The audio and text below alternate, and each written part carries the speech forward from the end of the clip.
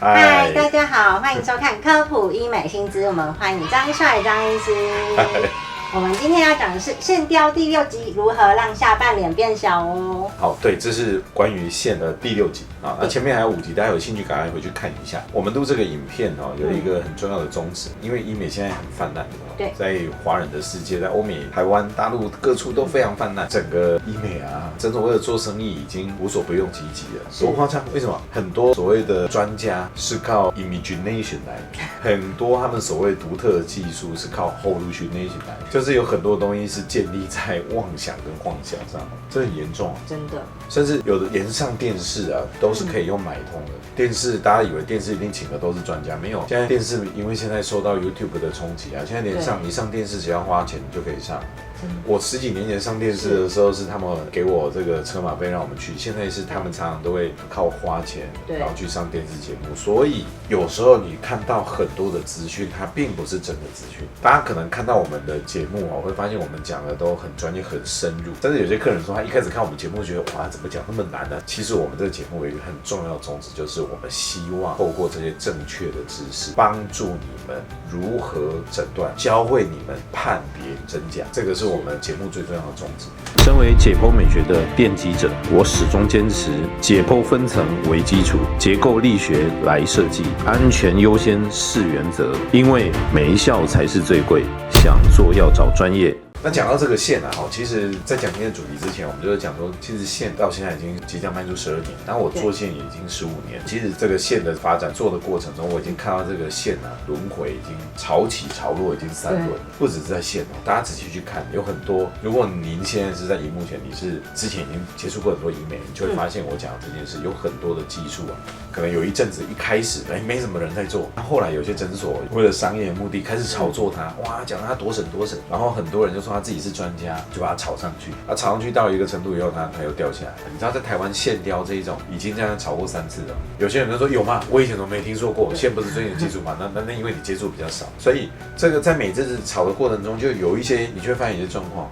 有很多的诊所，很多医生，其实他以前从来没有做过这个技术，那他看到现在有利可图，他突然就自称是专家了，或者是他突然说我们诊所专门在做这个，等到他们做之后发现效果不佳或有问题，那他们就突然间都收手不做，都退缩了，然后就改做别的东西。对，不像你看我们诊所这10几年来始终如一啊，像我就是从头到尾我就是专攻拉提，微整微创部位，我们用线，然后手术拉皮，所以其实大家在选择的时候很重要，因为选择真正的专业有专精这件事很重要。什么都做就什么都不会做，然后专精。今天我给大家讲的这个主题呢，我们在搭配前面在讲这个线的一些概念，我今天跟大家讲线在下半脸的运用。那其中呢，最主要我想大家下半脸，大家除了在意垂之外，大家也会很在意的东西就是，那我拉线会不会让脸变小？这是我们今天很重要的一个主题。好，在讲让脸变小之前，我要给大家一个观念。我们脸有所谓的轮廓，轮廓就是这个。当我们脸，其实我们现在看脸，其实有所谓的外轮廓跟内轮廓。真的好细。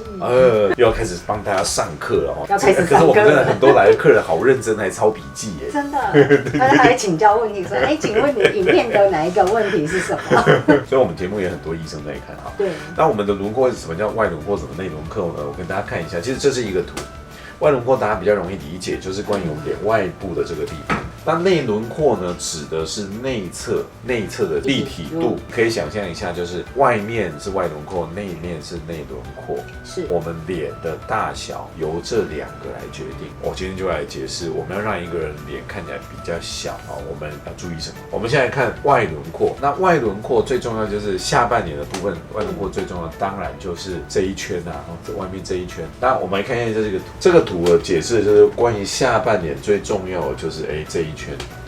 这一圈我们要注意什么事情呢？下颌骨边边的这个部分，你想想看这个骨头如果越宽，脸是不是就越大？可以理解嘛？可是骨头有办法用微整形改善吗？坦白说不行所以有时候如果这个骨头真的很宽很大，或者这个骨头的这个下颌角真的很大，削骨还是必要的。如果有时候我真的不想要削骨，有没有办法让这个轮廓看起来小一点？有办法。那外轮廓的部分我们要怎么处理呢？好，我们刚刚讲第一个重点是这个骨头。当然，如果这个骨头不动，我要怎么让它看起来比较小一点？有一个方式，你想想看哦，这个骨头如果很宽，好像这样很宽，我要让它在视觉上小一点的时候，我把这个宽的部分把它延伸出去，它的是不是你本来很宽，但你如果这个延伸出去的时候，它是不是就会觉得好像有这个缩小的视觉上？对啊，如果你很宽啊，中间是平平的，这样平平的，那是不是看起来是很宽？对，所以你会常常发现很多人他轮廓要让它缩小，把下巴延长。是，好，就像我们现在这个图片一样，它借由把下巴这个延长，让它脸型看起来比较小一点。这个方法很多人很常用，但我要讲的是，这个方法现在常常被滥用。其实我们现在常常看到有很多的人他为了让脸看起来比较小，于是就打了这个下巴，就一直打，就衍生出2个状况。第一个变成下巴型人，或者是蛇精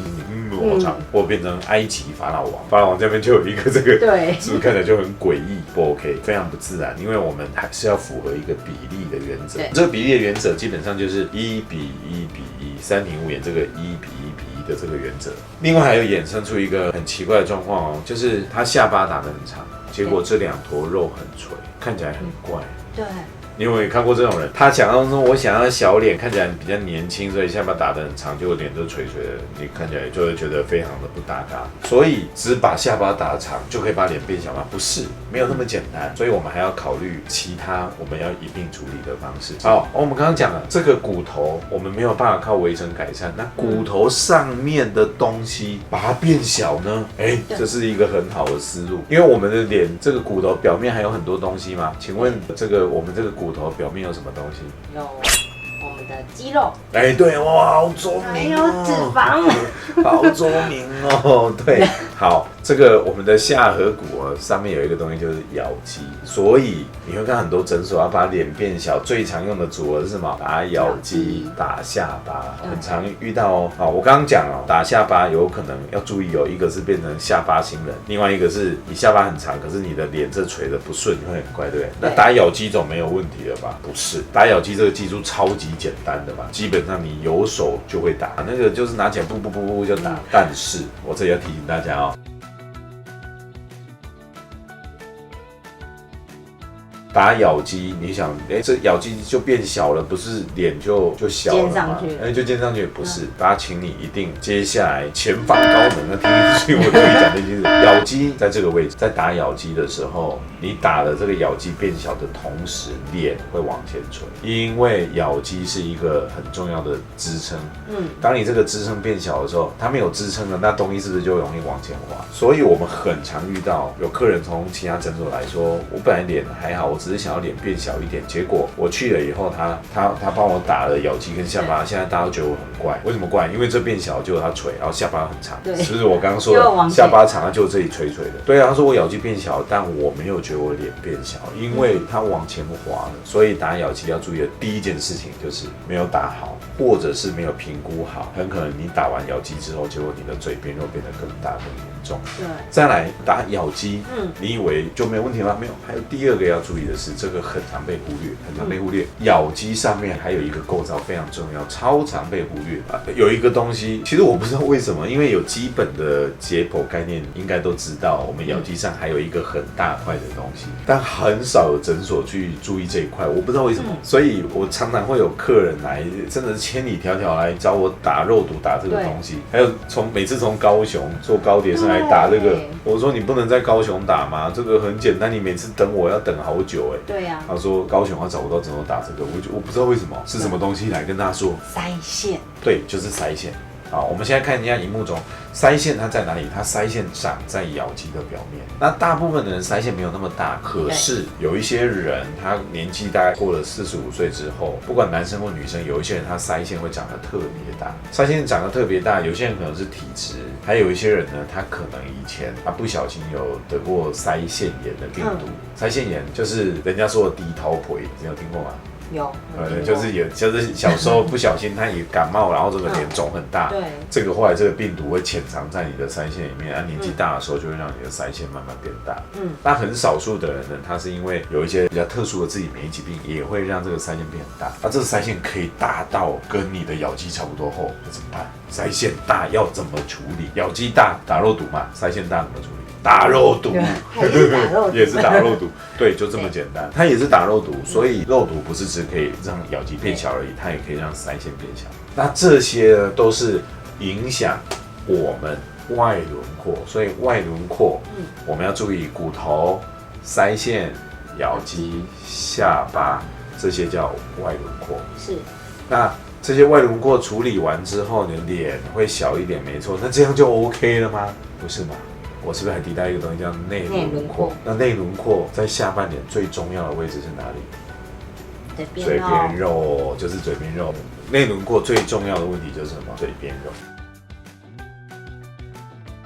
大家看过我之前的影片吗？嘴边肉分3型，如果不知道，赶快 YouTube 查一下嘴边肉空一格分3型，就会找到。嘴边肉分3型，其中呢第2型的这个嘴边肉呢，它最主要是这个深层的假脂垫掉下来。那第1型呢是属于这个浅层的。那我们内侧这个地方呢，内轮廓如果要让脸变小，不是只有外面这个地方变小而已啊。我们这个地方，我们也希望它是紧致上提，脸才是真正的 V 型脸，才是变小的啊。那我们就要处理这个，那我们就必须判断它是皮下脂肪的问题，还是深层脂肪的问题。有些人没有看过我们之前影片的人就说啊，脸还要分浅层脂肪跟深层脂肪，是赶快回去看我们嘴边肉分3型那一集，你会突然间让你很清楚哦，原来脸结构是这样。那我们来看一些照片。比如说，我们来看到，看他前后的脸大小差很多。其实看这个脸啊，我们看他的正面，我就他脸好像很大。可是像这个客人，事实上他的咬肌不大，他的骨头也不大。可是他脸为什么看得大？就是因为他有这个嘴边肉。这种嘴边肉，我们就必须要去判断它是浅层还是深层问题。如果是浅层皮下脂肪太多，那怎么办？抽脂。对，或者是打消脂针。对。如果是深层脂肪怎么办？要靠拉提。讲到重点了，深层的脂肪，这个叫假脂垫。假脂垫呢，如果太大而且下垂的话，就会两坨在这里，你的脸一样看起来很大。那像这个客人呢，他要做的就是深层埋线。埋线大家不要以为埋线都是一样。现在很多诊所也会 imagination and hallucination。我们医生有独特的技术，我们诊所有独特的技术，多独特，非常独特。那你到底怎么做的？他有他一套做法，就是把线埋进去，讲不出来，或者是我们那个路径非常特别，什么。其实很多都是 hallucination and imagination。全球做深层埋线，它的方法很特别。知道全球深层埋线最早开始做的是谁吗？我们的张帅张医师。真的就是我。我其实一天到晚在国外演讲，我要么就是讲拉皮，另外一个就是讲深层埋线。所以我为什么会常看我去这么多地方的国家，我去演示这些深层埋线？因为这深层埋线的技术非常的特别。以下半年而言，它最特别的地方就是我们可以把这个深层的假脂垫可以做一个上提。你现在看到荧幕中的这个动画，就是我发表在国际论文上面，然后我们把这个深层的组织上提。那这样有什么好处？第一个好处是你的脸会明显变小，是非常明显的变小。第二个它有上提的作用。我们来看比如说像这些照片，非常的多，我们做非常多。像这样子的案例，像比如说像这个客人，呢，他的咬肌也不大，他的问题也是在内轮廓这个地方，然后我们就要去判断，你看他的主要问题就是婴儿肥。对，什么叫婴儿肥？婴儿肥其实就是深层假脂垫掉下来。用这种深层埋线的方式，都没有打消脂针，也不用打肉毒，他的脸就可以明显变小。像有一些客人，比如说像我们这个客人，这客人他是同时有合并的皮下脂肪，就是浅层的脂肪比较厚，然后深层的假脂垫掉下来，我们把他的这个浅层脂肪把它去掉，同时再把他的深层的假脂垫把它上提，你会看到前后很明显，他脸变小，而且看起来是变年轻的、变紧致的。那我们再看像这样的一个案例，这个案例呢，它是合并了什么？它同时有咬肌的问题，就是有外轮廓的问题，它也有内轮廓问题，我们一起处理。你会发现这样一起处理，你会有一个感觉，他脸变小之外，奇怪，他是不是有打下巴？没有，他并没有在下巴上填任何东西哦。那为什么会让你这种感觉？因为他这个在深层拉提的同时，下巴看起来就变长。所以其实我常遇到很多客人来我脸变小，他主动就跟我说：“张医师，我要打下巴。”我说：“等一下，你其实不太需要打下巴，因为以比例而言，你的下巴是 OK。可是我怎么脸看起来很短，而且脸看起来很圆？”那是因为你的内轮廓这个深层的夹子垫掉下来，这个时候你用深层的八字去拉，你会发现好神奇啊！我躲在里面的下巴跑出来，你没有填充下巴它就跑出来。我们再看一下，像这个，你可以看到像这个侧面这个照片，它术前它的这个脸侧脸呢只有一坨，你也可以看得出来，你看到它的咬肌骨头并不大，可是它正面看到之后它脸大大的，问题就是在出现在这个内轮廓这个嘴边肉，我们把它用深层的八字线，然后再结合浅层的八字线，浅层拉紧，深层上提。你再看它改变了什么？第一个，你可以看它轮廓线变明显；第二个，它脸变小；第三个，它变紧致。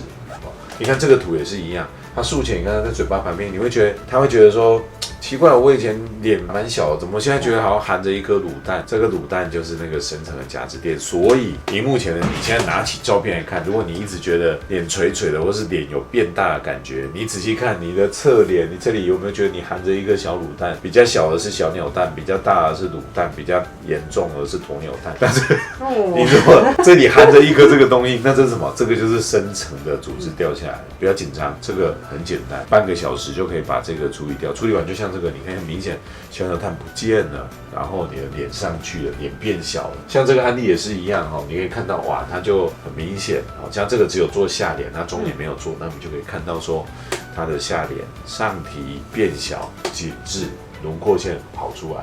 你看这个脸型非常的大，用深层的埋线准确的判断。大家有没有发现，我在介绍从外轮廓到内轮廓的嘴边肉，我跟大家讲一件事，就是看我们的节目就是要教会大家如何自我诊断，教会大家如何判断真假。所以大家一定要避免被幻想跟妄想洗脑。那你才知道问题在哪，诊断很重要，你才有办法对症下药啊。你看像这个脸是不是也是从很凸变小？那而且它给你的感觉是变精致，而不是变成舌尖。对，最后像这个图，这个是我亲戚啊，你可以看到他术前脸比较粗犷一点的。那我们帮他处理了什么？你可以看到前后是不是细致度差很多？对。那他做了什么？我们一样诊断，以他的状况而言，他有咬肌的问题、腮线的问题，然后呢，他也有嘴边肉的问题。他有没有下巴的问题？其实还好，一点点。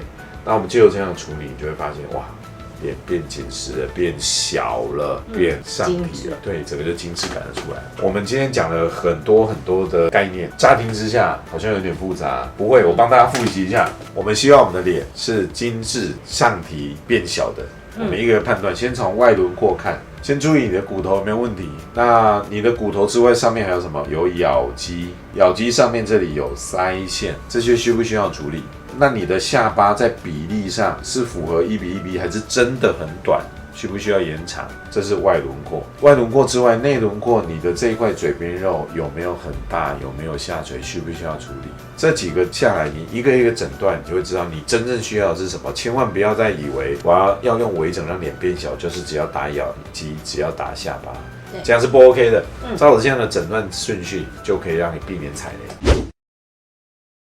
我们今天呢要来讲这个关于线雕第7集大家会发现我们最近开始把一些影片更新。第一个，其实医疗在进步有些知识常识我们要 update 跟 upgrade 我一直强调这件事另外还有一个，因为我本人也 update upgrade 体型差异比较大一点我为了防止上次有客人来到现场，我跟他说我是张医师，他一直不相信，他说我要找院长，我不是要找你，其实就是我，因为我跟之前不太一样了，我们有进化过所以我们把一些影片呢，我们大概给大家更新一下。那这一集我们又要讲到线雕，讲哪个部位呢？讲这个上脸部位。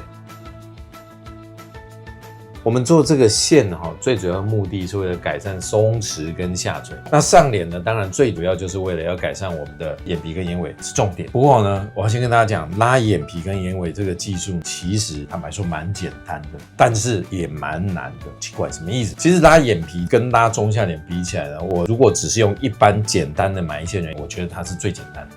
可是用这种简单的方法，假设这个是线只是利用线上面的导钩，一端勾在上面，然后一端勾在下面，利用这种方式来做拉提。如果只是用这种简单的方式，对，它很简单，它可能有一些变化，它可能就是V 型，或者是好几个 V 变成 W 型，或者是好几个 W 变成网状型，但基本上它的原理都只是靠着导钩。如果你只是靠着导钩用这种拉，对不起，它的效果都很不持久。道理很简单，你平常讲话做表情，你眉毛会动吧？你眼皮会眨吧？尤其是眼皮眨这件事，每天你就算什么事都不做，躺在床上，你不吃东西不讲话，你的眼皮一样会眨1万次。而这个眨动就会造成什么？你想想看，它在眨动或者来眉毛挑一下，这边动啊动啊动啊，这个线呢被你拉扯，它就脱钩了。所以如果用这种简单的方式去拉我们的这个眼皮或眼尾，第一个问题，我觉得是最大的问题，不持久。用这种拉法真的3-4个月，甚至有时候不持久到什么程度，你难以想象很夸张。所以你知道外面我看到有诊所，他们卖这个拉眼皮的疗程，他怎么卖？他跟你说，来，我们用这个线拉眼睛可以维持2年。他怎么做？我跟你说你这次拉完你会发现很有效，但是大概5个月回来再帮你加强一下，下一次回来的时候，大概1年的时候你再回来，我们再帮你补强一下。然后用这种方法可以维持到1年半，听起来有没有点怪怪的？哪里怪怪的又说不出来？帮你加强，好棒！我再换一个角度讲，我告诉你，我们家的肉毒可以维持超过1年半到2年，只要你今天打完5个月的时候回来，我再帮你补一下。然后呢，1年的时候我再帮你补一下，就可以维持1年半到2年。你抓到 key point 了吗？因为我们家的肉毒可以维持2年，1年半到2年，所以比外面肉毒会贵一点。你知道是什么意思吗？事实上，目前的肉毒大概维持时间就是5个月到6个月，只是换一个说法，他告诉你5个月回来，我帮你加强一下，1年的时候，再帮你打一次，因为时间到了嘛，他帮你加强一下，然后你就会说，哇，好厉害，这家肉毒已经突破科技的极限，跟其他家不一样，可以维持1年半到2年。你懂了吗？懂了一样，他们就用这种，这又是另外一种手法。我这个讲出来会不会又被其他诊所攻击？我是不是讲太多了？影片要不要把它卡掉？我会不会把业界的秘密又讲出来？到时候又有人到我们的 Google 评论上面乱下一些1颗星，真的是之前我们也讲了一些，就其他诊所的咨询师到我们上面去乱写评论，因为我们就当人财路。当那个时候我发现人家这样子在讲那个疗程的时候，我真的觉得这个有点太瞎了。它其实就是时间到了再给你补啦。所以有的时候我们在做额头的埋线的时候，你就会发现，这个是一个很难突破的事情。你看不管你今天是像我刚刚说的，是这样一条一条一条的，还是用 U 型的，或是用 V 型的，或者是结合很多个 V 变成 W 型的这种做法，它的基本上都是靠着什么导钩去勾住它。那这种方式很快，你这些表情，你眉毛眨动、眼睛这些在动的时候，它效果不 OK。那大家就会想，那有没有解决的方法？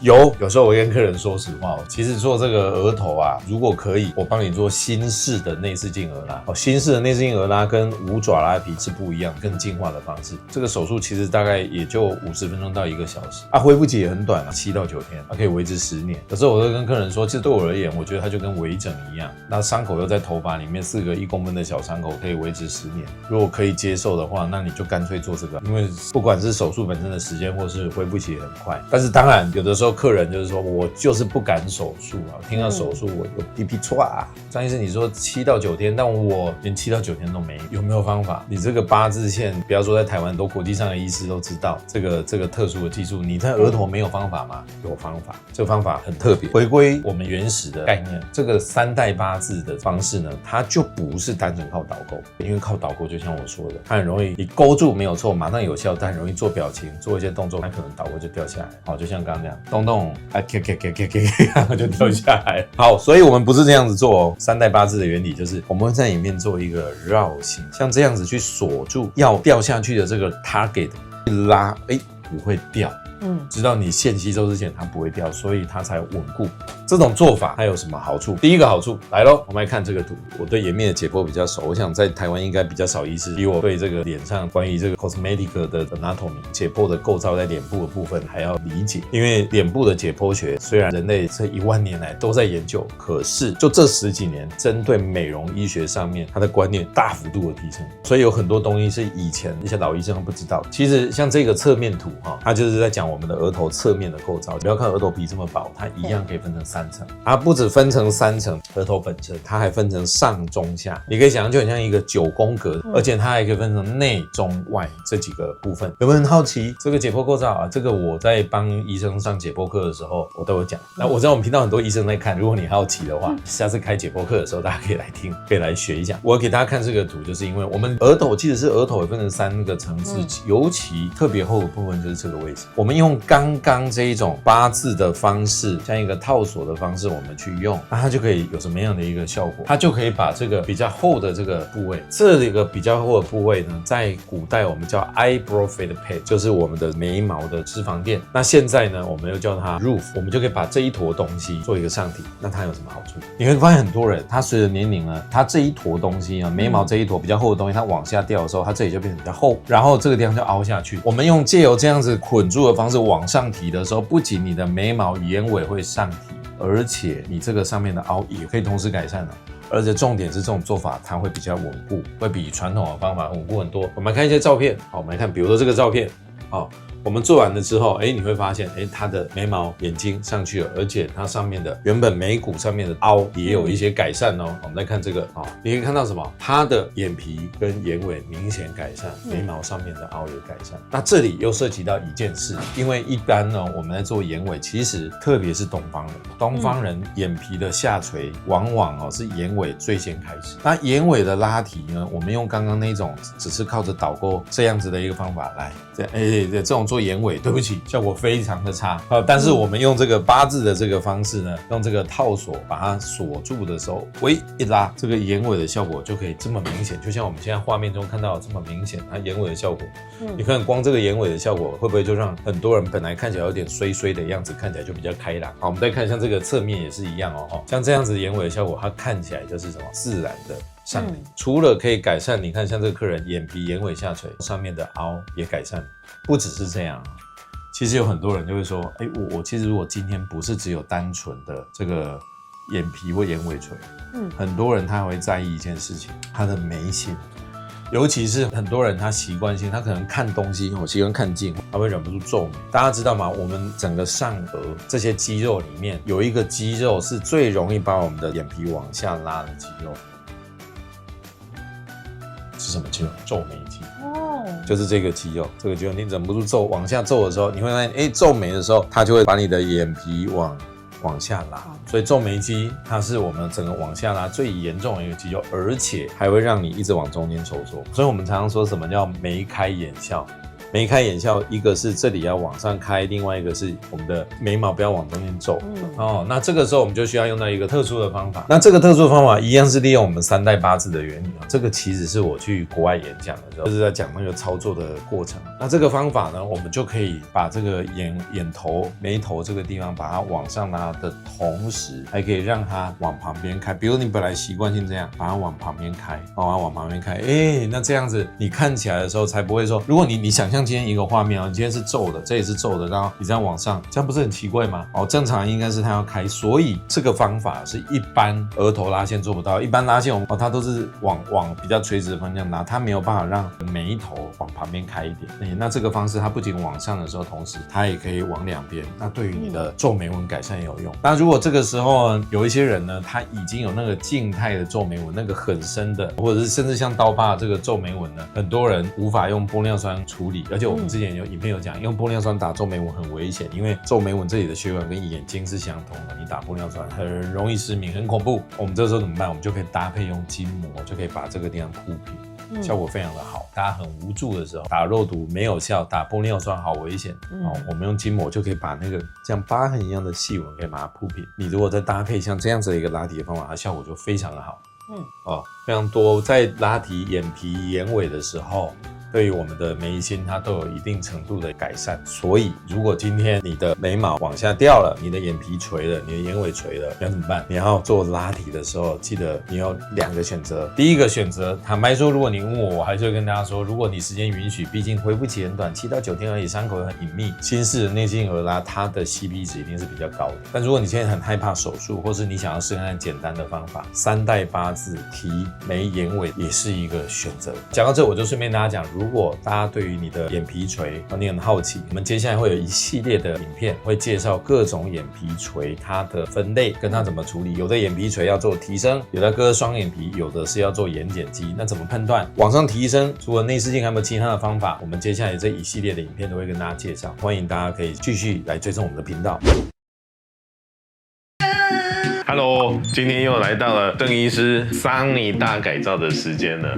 大家有没有觉得郑医师很漂亮？不过他有一件事情他很 care。有一次我跟他在办公室里面，那个时候他在看医学论文，刚好就有小蚊子，说什么声音？转过来牙齿的那个蚊子，太吓人了。他说奇怪，蚊子在哪？我当时非常的震惊。他转过来，然后蚊子就这样掉下来。所以，我们今天要帮这个郑医师解决这个问题啊，这个叫脖脸。什么叫脖脸？就是脸跟脖子连在一起，就是像这样。其实郑医师他的骨头长得很好哦，他骨头是斜上去的哈，不是像人家那个下颌骨很方形的。可是你会觉得他的交界不是那么的明显，可是他又不胖啊。原因最主要的就是来自于下颌线这个地方的松弛。所以我们今天要跟大家聊女神养成术一个非常重要的点——下颌线。诚挚产品对位，剂量精准树眉，没效的才是最贵。想做要找专业。要把郑医师再次变成女神，先从手术开始讲，改善下颌的轮廓线。一般有3种不同的方式。第一种方式呢，就是从耳朵后面拉，不是大家都这么做呢。还会告诉你，你看你的手，把你的手从耳朵后面这样一拉，它的这个下颌缘就会出来了，双下巴也会改善。这一段文字取自于整形的教科书，一本很有名的书。传统的拉皮手术在处理脖子的时候，最常使用从耳后这个地方。可是如果你要处理双下巴、处理下颌缘的伤口，不能够放在耳后，因为耳后这个地方，它在拉这里的时候，它的距离太远了。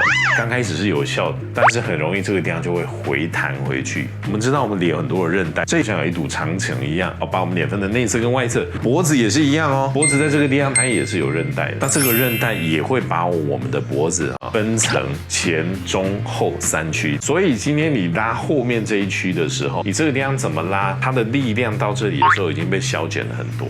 刚开始拉完你会觉得好像有效，可是隔了几个月，隔了半年、1年，它前面的效果就非常的差。耳后的伤口并不是用来处理双下巴，或者处理直波纹，或者处理下颌缘很好的方法。耳后拉脖子的这个方式，它是用在以下这几种状况。第一种状况，如果你脖子的皮特别多，比如说我们看一下郑医师，像我们这样把这个脖子的皮拉起来，它是会不会马上弹回去？它虽然可以用脖子夹蚊子，可是呢，你把它的皮捏起来，它是会弹回去的哦。如果你这样捏起来，你看这个皮啊，它还是要隔一阵子，它才会慢慢弹回去，代表你的皮已经太多了。你就一定要从这个耳朵后面切一刀来做这样的一个手术。可是像郑医师这样，他的这个双下巴虽然很严重不好意思，我真的讲话比较直接。它这个皮捏起来呢，马上又会弹回去，所以它这一种就不需要从耳朵后面切那一刀。而还有什么样的状况，耳朵后面这里要多这一刀呢？耳朵下面这个地方皮太多，或是你的耳朵这里会一条一条这样皮的折痕，或者像这样子的一个状况，这一种情形你耳后就需要拉这一刀，就需要做这个伤口去处理它。这个部分我们给大家一个观念同样是开脖子的部分，耳后这个伤口拉脖子已经是比较陈旧的观念了，它用来处理双下巴是不 OK 的，它很快效果就回去了，而且它用来处理这个下颌缘力量有时候也不太够。耳后这个伤口是用在如果你这个地方皮太多皱皱的，你的皮已经失去弹性了，你才需要这个耳朵的伤口。而且这个耳朵的伤口我们基本上只用在这个耳壳后面，我们不希望切到后面这样去，因为容易留疤。到底现在我们在处理双下巴、处理下颌缘，全世界现在大家会比较公认做脖子是一种 Goldstein 的标准的术式，是这个东西。这个就是 corset 紧廓成型术，它针对的就是我们脖子3层的构造，还有皮肤、筋膜跟深层。紧廓成型术呢，在这个地方做一个大概2公分左右的伤口，可以把中间这一层筋膜的紧廓肌，脖子的中层呢，这个筋膜又叫紧廓肌，可以像马甲一样把它整个竖起来。之后你会发现你的脖纹改善了，而且颈亥角就是这个地方，它会很明显的缩上去。我们甚至可以把这个深层的脂肪垫做一个转位的动作，可以同时延长你的下巴。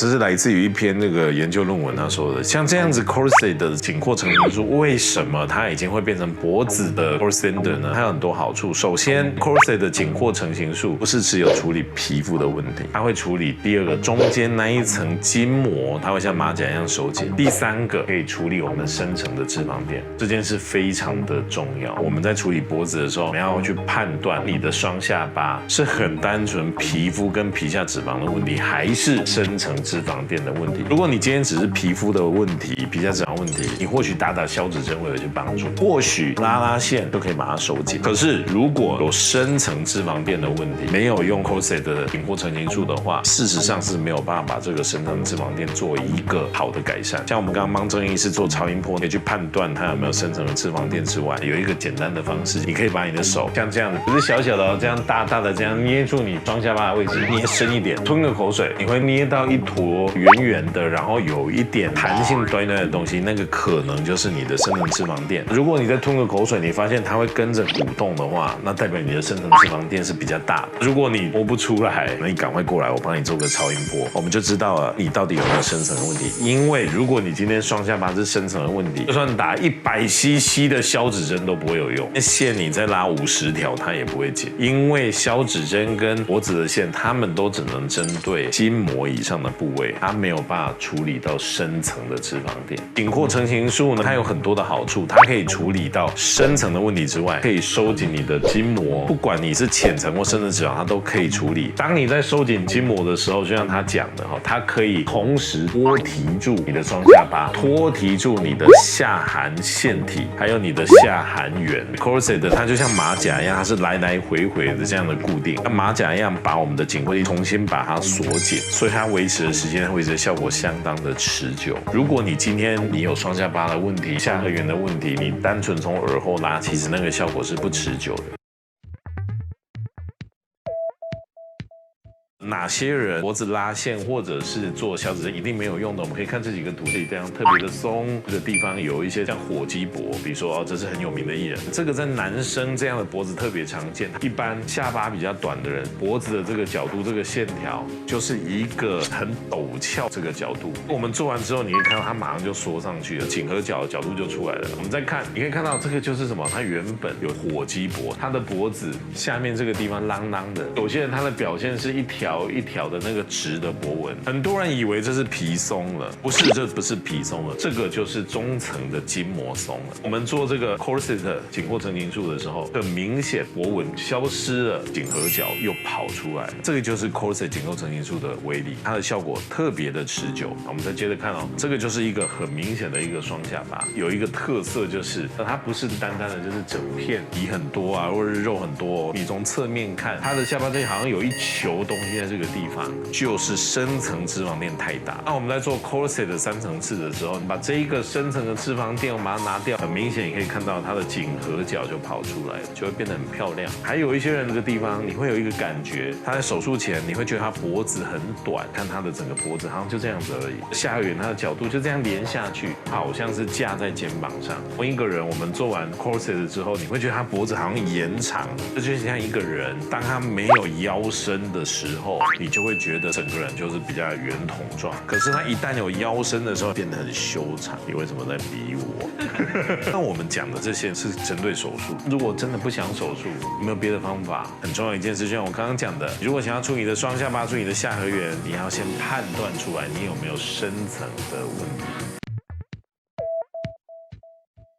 做完超音波，你有这个深层脂肪垫的问题，想要明显的改善下颌缘还有双下巴的问题，可以用这个八字美人线。八字美人线它包含是2个部分，第一个是如果你本身皮下脂肪比较多，我们可以先做一个简单的溶脂，再做这个八字美人线。它跟传统一般拉线不一样，一般拉线这种直进直出的，或是稍微有点曲线的，我们在里面做一个环形的，这环形的线在组织里面一收缩，才有办法让你的皮肤跟底下的筋膜做一个贴合贴紧，效果才会持久。双向做一个环形的收缩，这样一拉，拉完的时候，你的这个下颌缘就会出来了，双下巴呢就会收上去了。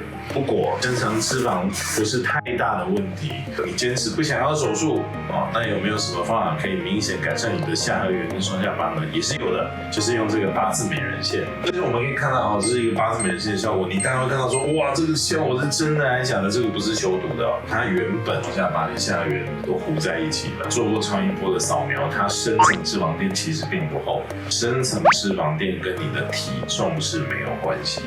有些健身房的教练他来做这个 corset 紧或者强行术，他体脂肪很低可是他自己双下巴还是很明显，因为它是深层脂肪垫，深层脂肪垫跟体重是没有关系的。他这个是因为他发胖，他的这个双下巴下缘都不明显，一定会有深层脂肪垫的问题吗？我还是那句老话，深层脂肪垫它跟体重是没有关系的。这种状况下，我们跟他做八字美人线就可以有很明显的一个下颌缘的一个效果。我们再来看它的这个下颌缘跟双下巴比较没那么利落，我们帮他做完以后就变漂亮，角度就不一样。这是另外一个案例，他的这个皮下脂肪不多，所以他不需要溶脂，单纯做这个美人线，用线的方式就可以把他的这个下颌缘做出来。这个也是一个非常受到女生欢迎的一个术式这也是我们郑医师即将要接受的这个术式，这样他以后就不需要再帮我打文字。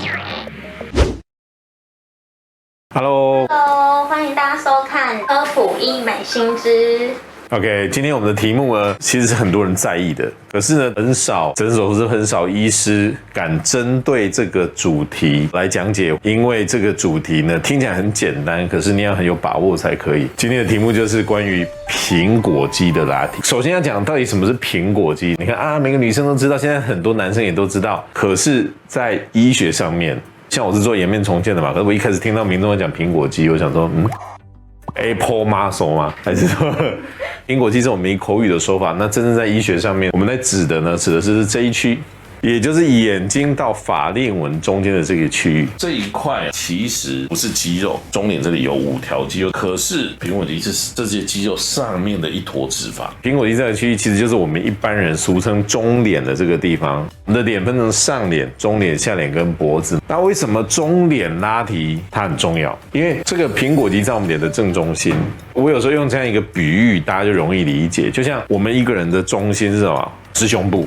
不管男生或女生，我们都希望胸部是挺的，挺的看起来有活力、有朝气。如果它今天是垮的，它是垂的，当然就不是那么美丽。一样，你的中脸在你的脸的中心，就很像你脸部的胸部一样。不管你的苹果肌是大还是小，我们希望它是挺的，而不是垂的。可是为什么很少人、很少医师、很少诊所针对苹果肌拉提这件事来谈呢？大家可能不知道一件事情：我们脸的拉提分成上脸的拉提、中脸拉提、下脸拉提跟脖子拉提。你知道在医学上面哪个部位是最难拉的吗？中脸。对啊，因为我都已经讲了，对不对？那哪个部位算是这些项目里面比较简单的呢？你知道吗？上脸吗？对，是上颚。如果一个医师他要进入拉提的领域的话，最容易学的应该是上脸。但是最困难的是中脸大家会很惊讶，因为中脸这么复杂，甚至台湾卫福部列出这个手术难度上面，脸部的拉提里面，它特别把中脸的拉提把它独立出来，它需要特定的资质训练。那为什么呢？中脸拉提、苹果肌拉提有这么难吗？今天我们就要就苹果肌的拉提来跟大家解释。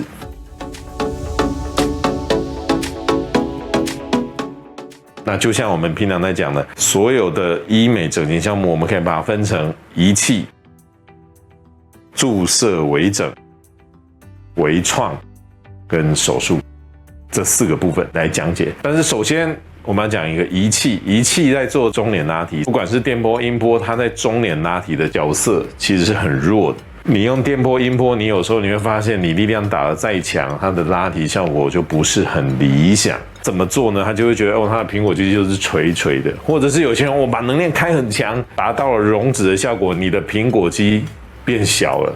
可是它却还是不见得有挺立的效果，所以在中脸的部分，苹果肌的这个部分，仪器的提升，我们直接先把它剔掉，因为在普遍医师认为之中，用仪器来拉提中脸的效果是最差的，我们就先仪器就移开了。所以我们今天要讨论的重点就是苹果肌的拉提，就是一个是注射微整，一个是微创，另外一个是手术。我们来看一下。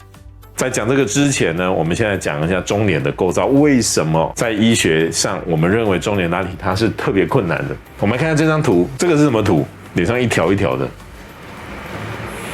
疤痕、刺青、赛德克巴莱，这是什么？这是我们脸上的韧带啊。我们脸上的韧带有非常多。什么叫做韧带？韧带指的就是把我们脸的这些组织固定在脸的骨头上的构造，就叫做脸部韧带。讲得更容易懂，就像我们今天一个房子，你要撑它，把它撑起来，你要靠的是什么？梁，还有柱子，你才有办法 hold 住这个房子。你的脸今天要 hold 住，就要靠你脸的韧带。随着这10年，人们在这个脸部解剖学的研究，我们又发现了好几条脸部韧带，以前都没有发现，你们觉得好奇怪？对啊，为什么？因为现在刚刚医学的进步，再来显微医学的一些进步，还有很多核磁共振的一些活体的研究。因为有些东西、有些构造是在活人身上比较明显的，但我们平常在做解剖的时候，你不太会抓活人来解剖嘛，对不对？有点可怕的。这几年我们发现，原来脸上的韧带有这么的多。大家请注意一件事情，你有没有发现中脸这个地方有很多条？事实上，这几个名称，甚至有些老医师他还没听过。他可能印象中就只有眼眶固定韧带、颧弓韧带、下颌韧带。事实上，你看我们中脸有这么多个韧带，因为有这些韧带的存在，把脸分成一区一区的，就很像房子，它是有墙壁的，把这个房子分成一个一个房间。那我们的脸不是分成3层吗？浅层是皮肤跟皮下脂肪，中间是筋膜，深层有深层脂肪垫，所以浅层的皮下脂肪，你看它被这些韧带在中脸的部分就分成这好几块。这张图是深层的部分，因为这些韧带呢，还有肌肉的组织，把我们的深层的部分分成好几个区块。请注意区块这件事非常的重要哈。我们的中脸在你看来，这不就一坨肉就是苹果肌吗？可是你去看，有很多的人他年纪老了。它随着它老化，它开始有出现泪沟，它开始出现眼颊沟，它开始出现猫咪纹，它开始出现法令纹。你会发现这些脸上一条一条的沟、一条一条的纹，它其实对应出来的往往就是这些韧带的位置。所以我们的中脸被这些韧带分割成好几个区域，所以它并不像你想象中的它就是一坨肉而已。事实上，你看起来表面是肉，但它底下的构造非常的复杂。到现在很多医师都搞不清楚哦。再加上它除了被这韧带分好几区，它又分成好几层。你可以想象一个立体的构造。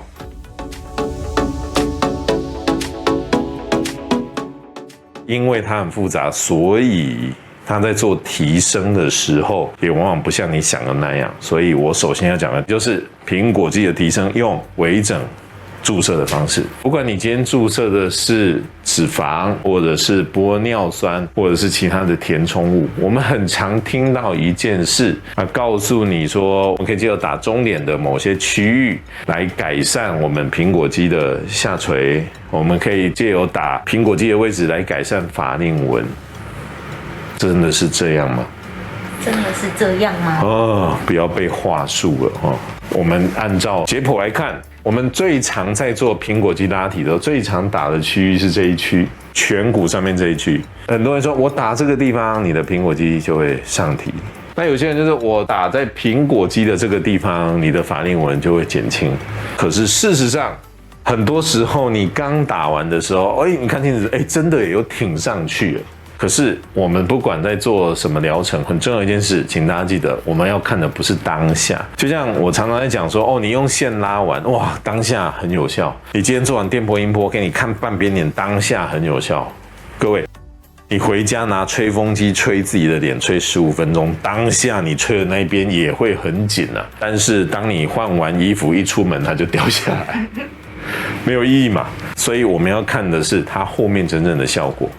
国外的教学的网站，他们在讲说，用填充的方式来做提升。那最常填充的位置，一个就是这里颧骨这，另外就是打在苹果肌。刚打完其实很好看哦，可是你真正去看它，我们直接看它几个月以后，你会发现一件事，它提升的效果非常有限，但是它的颧骨却变大了。然后它的法令纹没有因此得到任何的改善。那为什么会这样子呢？因为我刚刚说了，我们脸上这有韧带，有眼眶固定带，有颧弓韧带，有咬肌前韧带，还有这里还有一个这几年发现的我们的面横韧带，这里还有一个面中眶隔。这些韧带、这些眶隔把你的脸分成一区一区的。那我刚刚说了，我们最常打的是颧骨这个位置、苹果肌这个位置，打在这些位置上面，它表现出来就是这个东西，它就在这个区域里面，它并不是真正的拉提，它真正的效果就是什么？它就是鼓起来 ，tenting， 就像搭帐篷一样 tenting。因为它鼓起来，所以在一开始的时候，你会有一个错觉，觉得它是不是提上去了？但是我们从结果上看得出来，它事实上它不是真的拉提，它并不会真的平移上去。有实际上的研究，2019年、2020年跟2021年分别都有研究论文，他们就去做实验，不然它是在核磁共振上，或是它在活体上面，他用大体老师，他分别注射完以后，他用 3D 扫描，或者呢有的是用核磁共振去看是不是真的有往上拉提，结论都是没有的。他们的结论是什么？像这样用注射来达到拉提的效果，严格来讲，改善的是视觉的效果，而不是真的往上提。什么叫视觉的效果？你把凹陷的地方填起来，改善的是凹陷，所以你看起来会比较年轻。那它改善的不是下垂。再来第二个，你把它填起来，它鼓起来，你会以为它是上提，事实上它只是膨出来。第三个就是通常在最鼓的那个点会最亮，就像我们在化妆上会用这个原理嘛。对。有的打阴影啊，看起来就要凹下去的感觉。打亮的它就好像鼓起来感觉一样。那最鼓的它会最亮，你就会有错觉，就它好像是上提，可是它其实没有真正上提的作用。所以为什么我常常会接到客人，他会抱怨之前诊所说，哇，他跟他讲说打苹果肌，然后法令纹会上提，结果他发现没有，因为注射。处理苹果肌，它并没有办法真正让整个苹果肌往上提，所以注射上提苹果肌它的效果可能不是很理想。有些人都说，那注射还有一个方法他就说，那打消脂针呢？打消脂针。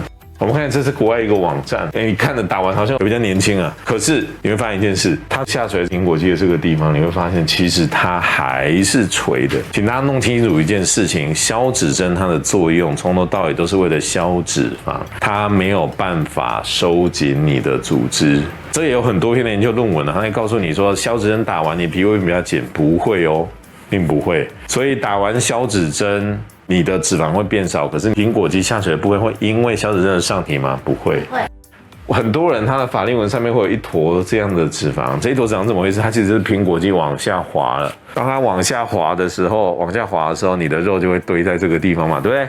这个时候你就会看到法令纹上面一坨肉，那很多人就会有一个错觉，那我是不是打消脂针它就会挺上去？其实没有，事实上有更多的人他在这个地方打完消脂针之后，他脂肪溶了没有错，可是他这个地方就很像一个气球，它泄了气之后它变得更松，消风啊，对，消风了，它变得更松，所以这个地方还是有一坨肉在那，它苹果肌还是垂的。所以你用注射微整处理苹果肌，不管你是用填充的方式，你用加法，或者是你是用减法消脂针的方式，对苹果肌的拉提有没有效？坦白说，效果不是很 OK。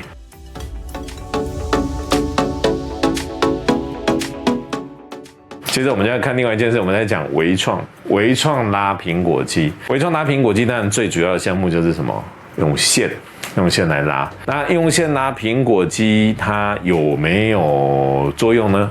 它有没有效果呢？其实它是有一定的效果的。可是这里我们就要看一件事情，我们刚刚说过，我们的脸它有相当多的韧带，就像这个图一样，这里就是浅层皮肤跟皮下脂肪，中间这一层就是所谓的筋膜，它以下呢就是深层的部位。你会发现这每一层之间它靠着韧带去连接它，就很像一个房子，柱子贯穿每一个楼层。当我们今天用线去拉它的时候，事实上你就必须要穿过重重的阻碍。你要想象啊，假设你今天拉线是这样一条直的线，你的线呢穿过一层一层的墙壁，就很像一个铁链，穿过这个墙壁。我的目标是2个房间以后的一块东西，我这个铁链穿过这个墙壁，啪啪啪，哦，力量很强，穿过2扇墙，你拉，你来拉它，你会发现一件事。它的效果已经被墙壁挡掉很大一部分了。我们再看到，这是另外一篇研究论文了，它在讲我们法令纹上面的这每一个区域，它的横切面。你看这中间这个紫色就是中年的这个眶隔韧带，你看起来表面是一片的，可是底下是这样一层一层的一个构造，然后被我们这些韧带、这些眶隔都把它隔开来。就像我刚刚说的是墙壁，所以如果你今天拉线是这样直进直出的方式，你的铁链穿过这些墙壁，它的效果一开始，好像拉得动还不错，但很快的，它的力量就会衰减。所以你会发现，很少人会去强调说，哇，我拉线拉苹果肌效果多好。还是回到那句老话，当下做完都很好啊，不要说几个月以后，很多人1个月以后就没效了。我们要看的是后面到底有没有效，那才是真的。所以怎么办呢？这个3D 动画先给大家看一下。我已经在很多国际会议上把这个方法，这其实就是我们的3代8字的方式。你可以看到，我们这个线是环形的，然后呢，它是走在筋膜下面，红色是我们的筋膜，它有一个一个的墙壁挡住。可是因为它是环形的，我们走在它的下面，走在这个下面用环绕的方式，这是什么意思？今天呢，如果你这个线你穿过这个墙壁，你的线力量会被它消减。那我这个铁链，我穿过墙壁之后，我在那边绕一圈回来，它是环形的。我借由我这个铁链这样来回的去收紧，我是不是就可以控制我这个拉的力量？如果你今天只是一个直直的线穿过这个墙，你怎么拉？你会发现你的线的这个力量会被墙壁抵消掉。可是当它是环形的时候，我来回这样一个一个圆圈，一个一个 loop， 我们这样去环绕，它对于处理中眼的效果就非常的好。什么叫非常的好？我们来看一下。很多人他这个苹果肌，很多医师也很困扰，他最难处理就是苹果肌下垂的这一块。我们用环形的方式处理，我们可以把这一块下垂的部分有一个很明显的效果。我们再看这里，你看为什么我们老化的时候，这里会多一块肉，而这里会凹陷下来？因为下垂了。那我们用环形的方式处理，把这一块下垂的苹果肌把它往上拉，你会发现一件事：第一个，你的苹果肌变挺了；第二个，你法令纹变浅了；第三个，你中脸苹果肌凹陷的部分同时也改善了。我们再看，这是另外一个案例，特别是有一些部位，有一些人他会说这个拉线拉不到哪里，鼻翼旁边的这一块。传统你用直进直出的方式拉不到，因为这个地方的韧带特别强韧。这里有一个韧带叫 maxillary ligament， 就是上颌韧带，这是2012年 Mendelson 这位学者他发现的一个韧带，在鼻翼旁边这个韧带。一般直进直出的线遇到了这么强韧带，它就无法解决。可是用八字这种环形的方式，它就可以得到很明显的改善。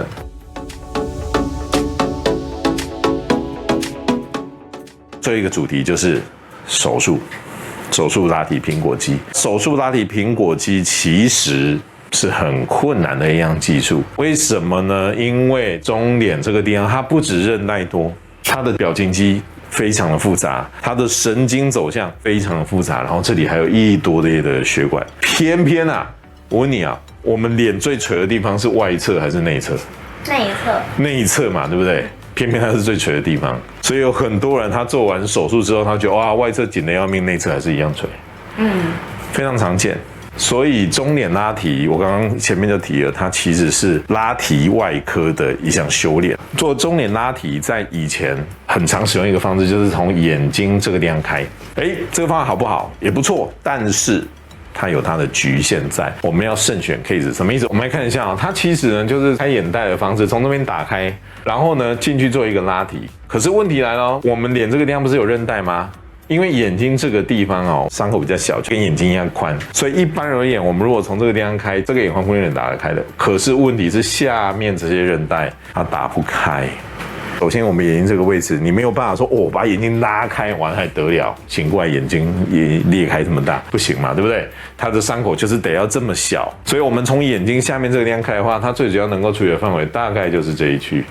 如果你今天苹果肌下垂是偏下面这一区，靠近法令纹的这一区的时候，你会发现用这个方式它的效果不是很理想。所以有时候我们会听到医师跟你说啊，我开眼袋的时候，我可以顺便把你中脸吊上去啊，他很开心嘛，有人多做的嘛，对不对？可是做完以后你会发现，好像法令纹改善很有限。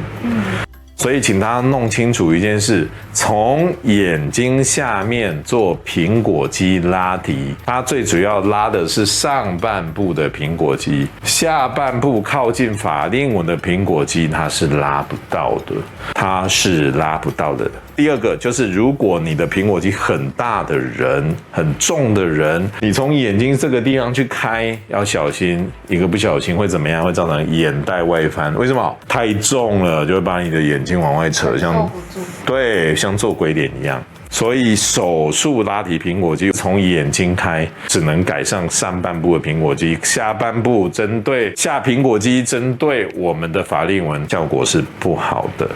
那手术拉皮呢？很多人都以为手术拉皮是最强的，它一定可以改善我们中脸的问题，真的是这样吗？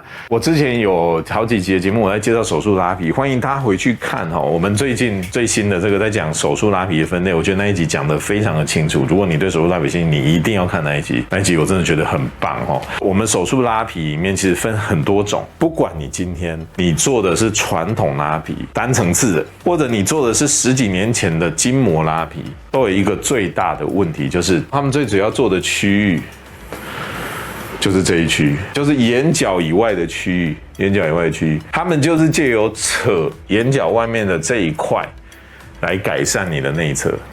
但是问题来了，我刚刚不是说我们的中脸的韧带最主要一个在这，一个在这，一个在这，一个在这，一个在这。你会发现这个做法基本上它的力量大部分都被我们这些韧带挡住了。它是间接的拉提，所以很多用这种传统拉皮方式，或是用一般的筋膜拉皮方式在拉的时候，它刚做完很理想，有的做完几个月，有的做完1、2年、2、3年，它的中下眼就跟没拉一样，它的苹果肌是的，是的。所以你会发现，很少医师他在做手术拉皮的时候，他敢强调他的中脸拉提力量非常强大。可是现在我们这种3层次拉皮 extended deep plan 的 radiectomy 哈，我们不随便乱取名字，我们讲真正在医学上的名字是这个。但是我每次都讲一段英文，大家很难念，所以我们把它取名叫3层次。3层次拉皮它真正做的范围，它做到内侧，它做到靠近我们的鼻翼旁边，它做到我们的嘴巴旁边。所以真正有一些老医师啊，你如果去问他说我们拉皮是不是做到内侧，他说没有啊，都是做到眼睛外侧这里而已。不是的，现在是可以做到内侧。做到内侧它依什么？我们可以直接肉眼看到你苹果肌里面发生了什么事。对于有些人他苹果肌下垂，这里有一块，我们可以直接把它平移上来。原本有猫咪纹的人，他平移上来的时候，他的苹果肌下垂改善了，他猫咪纹也改善了，他法令纹当然也改善了。我们来看一下，这是标准一个老化的象征。你看到什么？他的苹果肌下垂了，所以压出了我们的法令纹。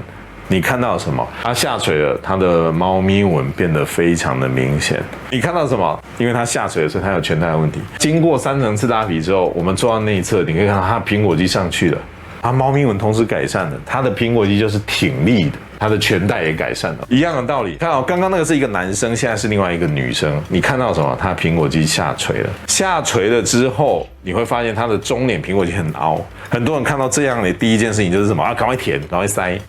这样真的对吗？你想想看哈，它已经是一个松弛的状况，你再填东西进去，刚开始它是饱满的，可是它是松的，它根本 hold 不住你填的东西，所以你填进去的东西反而是一个加速它下垂的因素。这种状况，我们做3层次，我们把它的苹果肌往上提，你发现一件事，它的苹果肌下垂改善了，然后我们没有填任何的东西，它的苹果肌也比原来饱满。事实上有一个研究，他们研究3层次拉皮，它术后去做3D 扫描，它的苹果肌在做完手术之后，它没有填任何的东西，但是它的体积会平均增加1cc 到1.8 cc。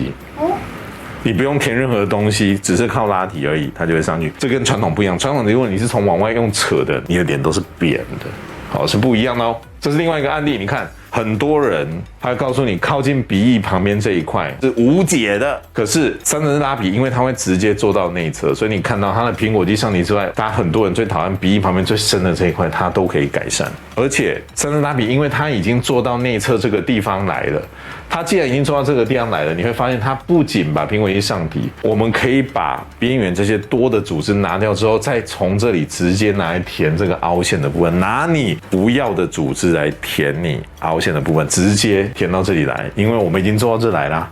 我们再看，那这是一个非常明显的案例，这个在以前啊，在古代就是安慰他算了，年纪大了就这样吧。因为中年太难做，可是现在我们可以明显的把这一块下垂的苹果肌把它变成挺立，这绝对是同一个人，你看他的鼻子就知道。然后你可以看到苹果肌下垂改善了，这个苹果肌就是年轻人的苹果肌，它是挺的。我们把这个下垂的这块苹果肌重新复位，它变挺了，所以它的苹果肌没有这样垂之外，它这个凹陷也改善，然后它的全带也改善。而且因为我们都已经做到这了，你看这个细纹在以前是很难解的，我们现在可以把多余的你不要的筋膜直接拿来填在，直接拿来塞在凹陷的细纹上面。你会看到马上年轻非常的多，一样的案例我们有非常的多，欢迎大家可以来询问我们。欢迎收看《打破医美新知》。打破医美新知，打破医美六十，没关系啊，就继续啊，我觉得还蛮自然的、啊。没事，把两个合在一起的好。我们今天要讲的题目很特别哦，这个大概也是一般医师不敢讲，我觉得有时候讲太多，然后就会被骂。可是我觉得这是事实。其实大家看到所有在讲医学美容的东西，如果你是看这个诊所啊，或是一些广告，永远都只跟你说好的，对不对？都不会跟你说不好，几乎没有嘛。不好的都是客人遇到以后才会骂哦。可是其实就像有时候客人来，我会问我说，我这个到底应该要拉线、打电音波还是要手术？然后我就会跟他们分析，打电音波恢复期最短，但它的维持时间也最短，它的效果也最弱。那拉线呢，当然强很多，可是拉线呢，肿胀的时间呢4-5天是要的。再来就是拉线的过程，它是一个侵入式的，有些人他可能害怕。那手术呢是更终极的，但手术也有分很多种。大家看，如果有兴趣可以看我们前面在讲手术那10几集的影片。好，所以千万不要被弄错或是被骗，因为现在真的很多都骗人的，很多跟你说我给你划一刀，你以为就是手术，其实它里面也是埋线，被诈骗。对，真的被诈骗。如果是手术拉皮的话，真正有效的手术拉皮，它当然最强效、最长效，当然有伤口啊，恢复期也比较长。每个东西都有优点跟它缺点，你要想想看，如果一个东西它只有优点没有缺点，不要说全台湾做它，全地球、全宇宙都会做它，很难吧？没有可能嘛？因为如果有个东西它都只有好的那一面，那其他东西通通被替代。所以有时候我们看到很多销售人员他在卖东西的时候，他都讲得天花乱坠，真的是讲到说来自外太空的科技，这是 AI 智慧的结晶，这是奈米的东西，这是3D、4D、5D、8D， 没有，其实东西都有一拍一体两面。一样，我们今天要讲一件事，就是线。其实我们做线10几年了，那所以我这里面我们看到了，它有它的好处，但也有它的缺点。我今天就是要非常大胆的来聊说，线雕到底有没有副作用。第一个，很常遇到。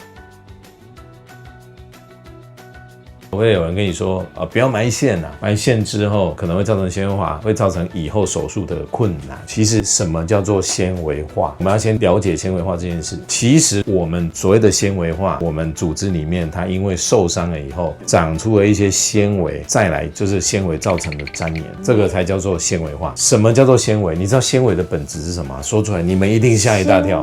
纤维到底是什么东西？脸上的纤维，身体的纤维是什么？没听过。不知道，我知道。纤维它最主要的成分，它99.9%的成分就是胶原蛋白。你知道吗？很好玩哦，人们就是这个样子，就是说同一个东西我换一个词，对它的喜恶就不一样。哇，满满的胶原蛋白哦，好开心哦，满满的纤维听起来好不爽哦。那其实纤维它的本质就是胶原蛋白，可是如果这个胶原蛋白它的排列不正常，或是它不是我们要的，而导致粘连，我们就叫它纤维化。所以其实你做什么事情刺激你脸上胶原蛋白，打雷射会不会刺激胶原蛋白？打针、打玻尿酸、打肉毒会不会刺激胶原蛋白？也会啊。拉线会不会线本身材质会不会造成胶原蛋白？也会。问题是刺激长出来的胶原蛋白，它的排列是不是你要的？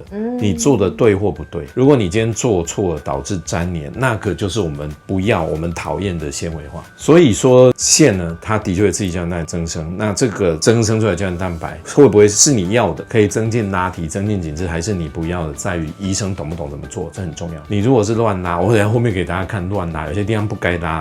然后它去拉就会造成它纤维化，就会造成脸凹凸不平。再来第二件事情就是我常常开刀遇到有之前给人家乱拉的，它里面真的就是粘连啊，是有没有办法处理？我有办法处理啊，因为我拉皮手术做的很多，我知道怎么去处理它。有些医师他可能 maybe 经验不是那么够，他可能就没办法处理。这我在举例，比如说一个人来，他脸上打了太大，变蛮化脸。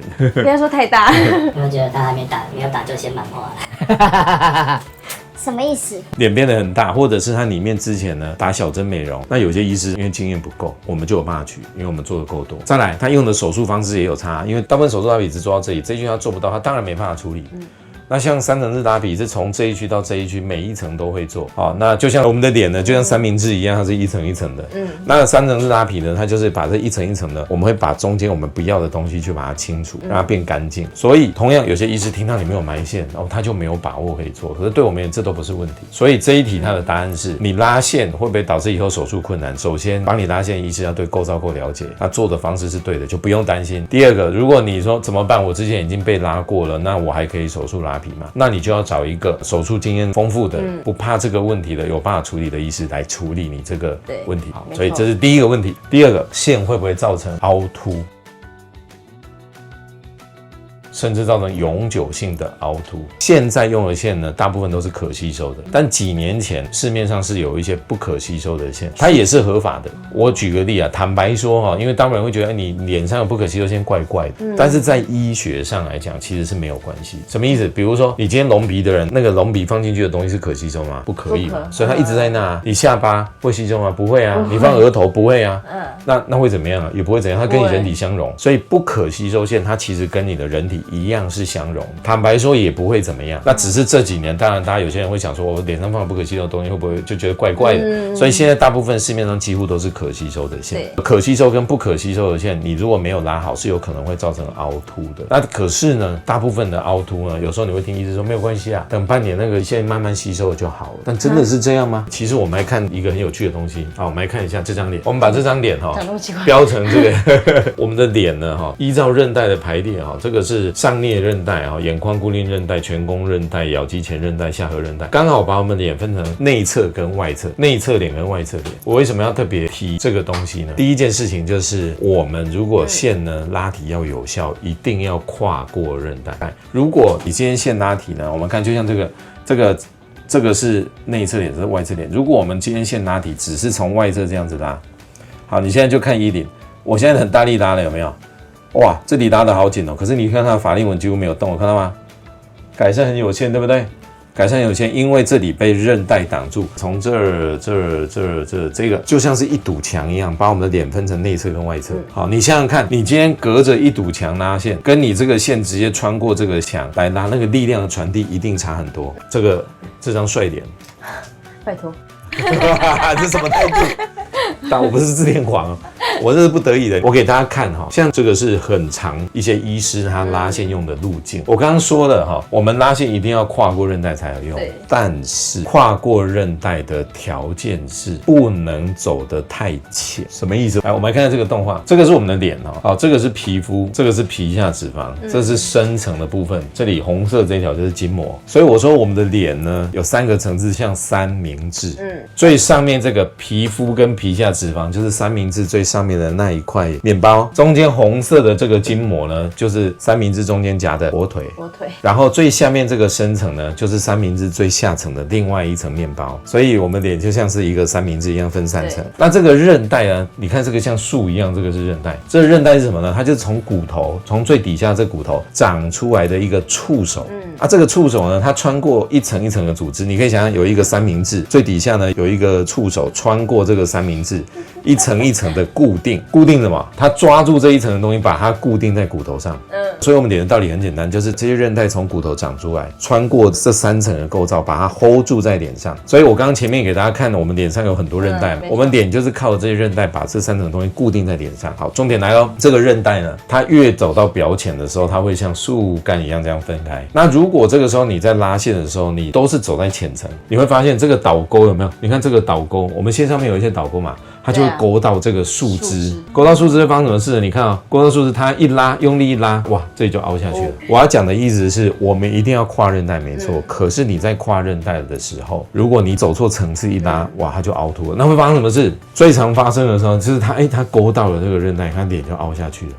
你看脸就凹下去了，凹在这个地方，笑的时候就会像小丑。这个在医学上叫 Joker smile， 它就是勾到了韧带。不止这样哦，还很常会发生。你看它勾到韧带，你看凹下去，是不是就很怪？那很多人会想说，这种状况啊，过一阵子是不是线吸收就会好了？真的是这样子吗？像这个很多人他拉线的时候呢，他就是不小心线去勾到了这个韧带，走到前层，就变成更严重的猫咪纹。你看这个是不是很夸张？脸就凹凹凸凸的，这个是勾到前肱韧带啊，还有勾到内夹韧带，就会造成脸这样凹凹凸凸的。那你说这些凹凸会不会线吸收就不见？很难说吧。我跟你说，很多时候是永久都会在的。大部分会不见，可是如果它后面造成了粘连，就会造成永久性的凹。最常见的位置在这，所以各位，如果你们以前常常在其他这种拉线里面，赶快检查这个位置，在脸颊这里，什么意思？来，我们看一下依林哈，那我们转过来依林，当然依林的脸比较肥硕一点，很敏感。一般我们正常脸颊如果有凹的话，这里是颧骨，这里是咬肌，在颧骨跟咬肌交界的地方，这里会微微的凹。正常呢，它就是这样微微的一个凹。如果很瘦的人会脸凹的，这个比较大片。可是我们很常看到像这个图一样，它这个凹是这样长长的一条，这样子长长的一条，这样长长一条。那这一种凹，对不起。就算你线吸收了，过2年3年它还是会在。那就是因为医师在穿线的时候，他的线勾到了韧带，而且呢穿的状况不是很理想，就造成了粘连。好，所以线呢看起来好像很简单，甚至我们常常遇到有些时候，尤其是那种直进直出的线要做，非常的简单。可是其实大家要注意的是它后面衍生的问题，因为只要是拉线，你有时候不管怎么样，你乱拉，当场都会看到它比较紧。可是有一些人他可能过1个月2个月他就掉下来，为什么？因为他只是单纯靠倒钩在勾的时候，那你吃饭讲话做表情动一动它就脱钩就掉了。另外一个状况就是它怎么样造成粘连，就造成凹陷，所以这是要特别注意的哦。那另外一个就是大家有没有遇过拉线那个线穿出来的？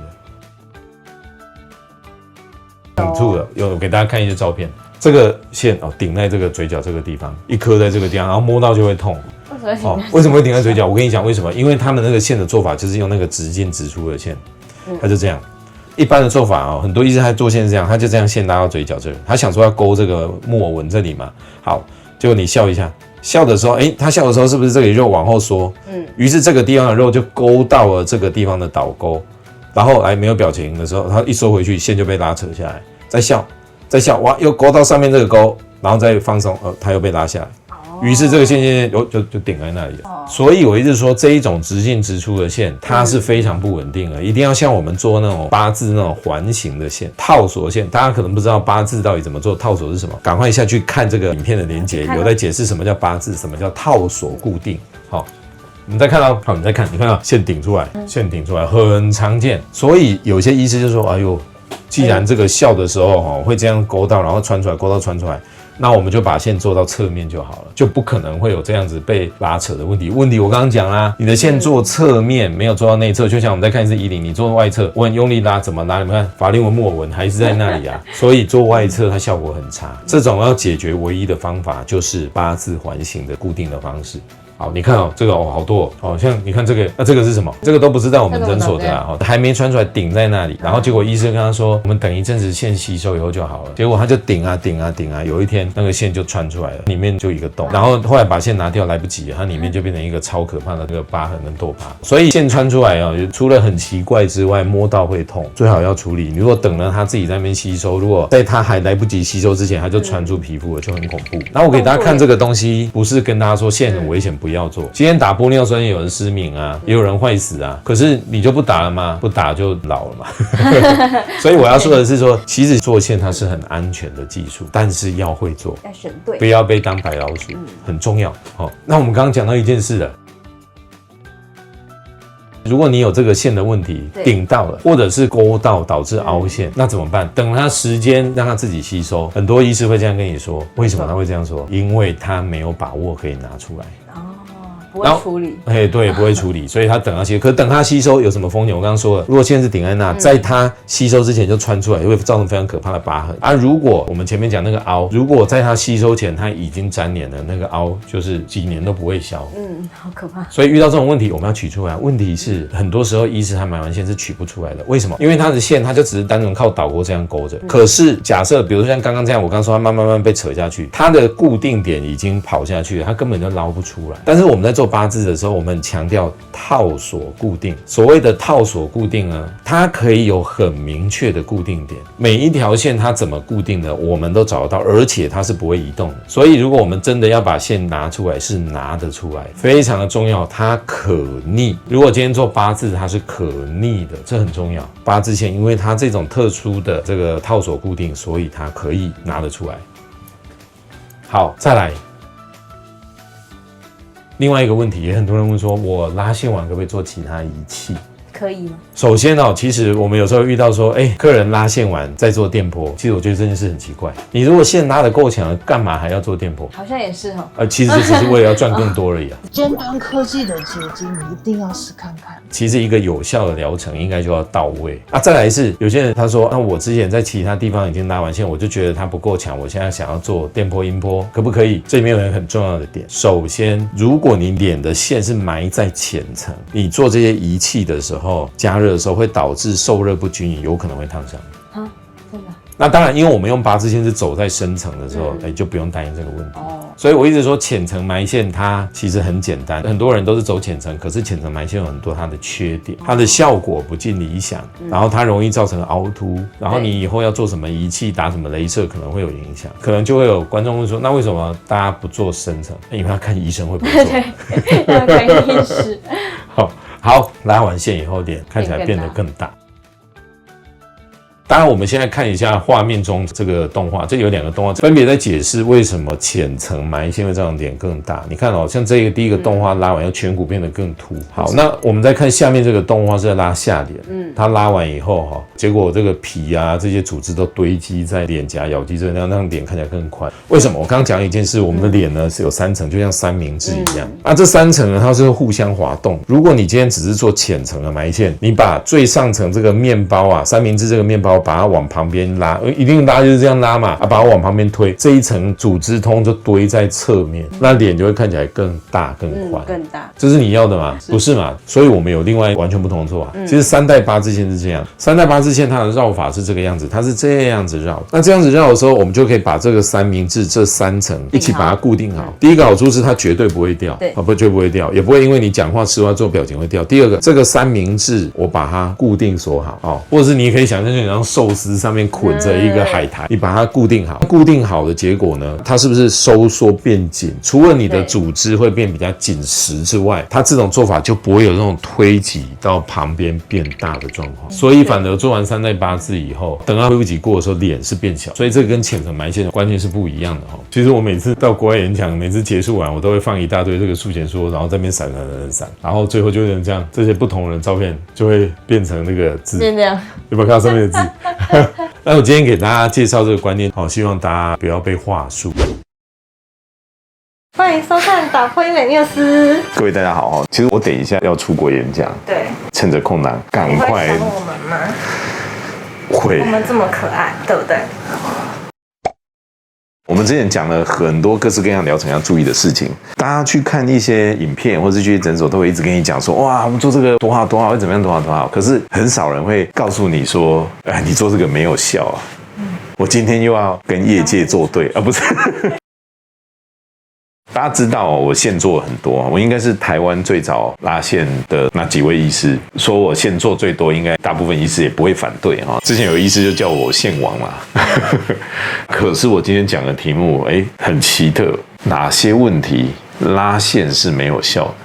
到处都有人跟你说拉线多好多好拉线效果比电音波要强啊，拉线是微创，不像手术有恢复期，大家都一直跟你讲拉线的好处。可是我今天跟大家讲，有些问题拉线是没有效的。我们也常常遇到有客人啊，他来就抱怨说，我之前去哪里拉线都觉得没有用。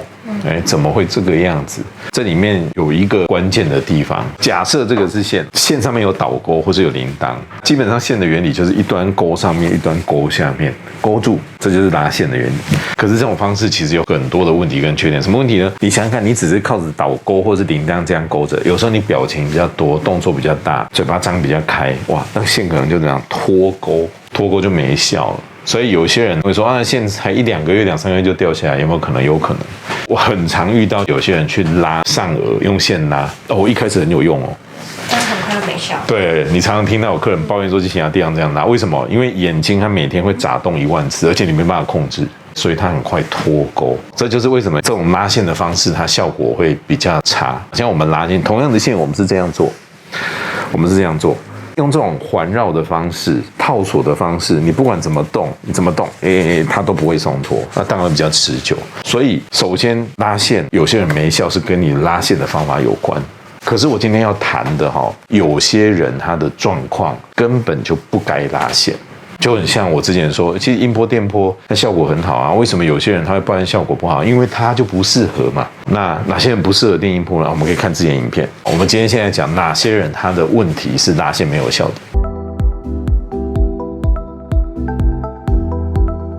第一个，赘皮太多，很多人他会跟你说拉线没有效是看你松弛的严重程度，太垂的人拉线没有效，真的是这样吗？其实不是。那我们的脸分3层，对不对？我之前影片也在讲这件事，浅层的皮肤老化叫松，中间那一层筋膜老化叫垮，深层的组织老化叫垂。基本上，如果你今天是筋膜或深层的垮跟垂，用线其实是有效的。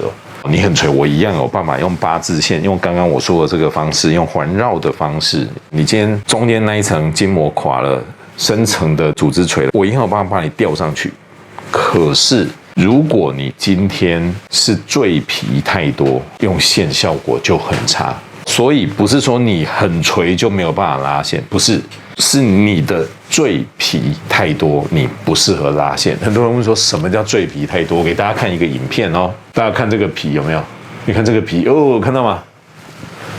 什么叫赘皮太多？就是有一些人呢，他的皮太多余的，皮肉分离比较厉害，这一种拉线效果就不好。道理很简单，线它没有办法把多的皮去掉，只有手术才可以把多的皮去掉。我为什么会特别提这件事？因为赘皮太多不一定是年纪大的人才有。像我们刚刚看这个影片，他的年纪有很大嘛，其实大概30几岁，他就是天生皮肉比较分离、赘皮比较多的人。再比如说，有一些人他突然快速减肥，可能从100多公斤一下瘦了30-40公斤，一下子消下去，有一下赘皮太多，这些多余的皮，你靠拉线，他没有办法把这赘皮弄掉啊。所以拉线有没有效，不是看它垂的严不严重，是要看它那个赘皮的问题。有些人他是赘皮太多，像刚刚我们看到这种，他即使年纪不大，他拉线效果也不好。那这种我们真的就需要用手术把那个多余的赘皮去掉。这个事情很重要哦，不然很多人都会误会年纪大的人就一定不能拉线，不见得。其实有很多人他可能50-60岁，他脸是垂的，可是你去摸他的皮他的皮很硬没有那种赘皮，这一种你拉线有没有效？其实是有效的，因为它赘皮并不多，它是里面的东西掉下来了。所以你如果要自己看，我适不适合拉线？其中一个重点是，如果你真的是那种赘皮很多的、皮肉分离厉害的，那你就不适合拉线。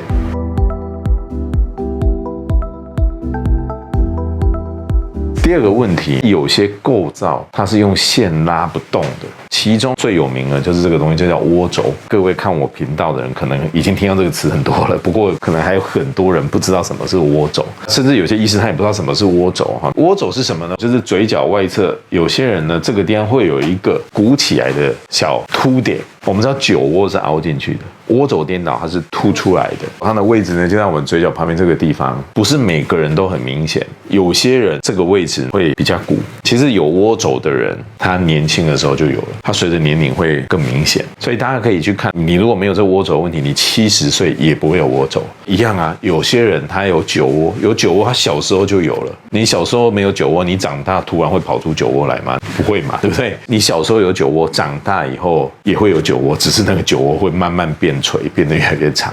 一样的道理，窝轴也是天生的，你有窝轴的人小时候就有，随着年龄那个窝轴本身也会变比较大。那我为什么要特别提这个事情呢？因为窝轴拉线改善的效果很差。为什么？因为我们窝轴是脸上这边有7条肌肉的汇集点，它是肌肉汇集的地方，我们没有办法靠着拉线去把这个窝轴的肌肉去掉，那嘴巴就不会动啊。可是常常会有人误会，会把这块窝轴误以为它是嘴边肉啊，其实不是，它是7条肌肉汇集的地方，所以窝轴是没有办法单纯靠拉线改善的。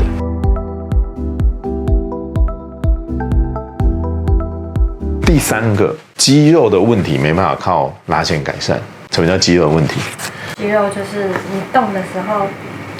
对啊，讲对了，动的时候才会产生的纹路，它是靠拉线没办法改善的。比如说抬头纹，动的时候产生这个抬头纹，这是肌肉收缩，我们拉线呢是没有办法去让肌肉不收缩的。所以肌肉的问题要用什么东西处理？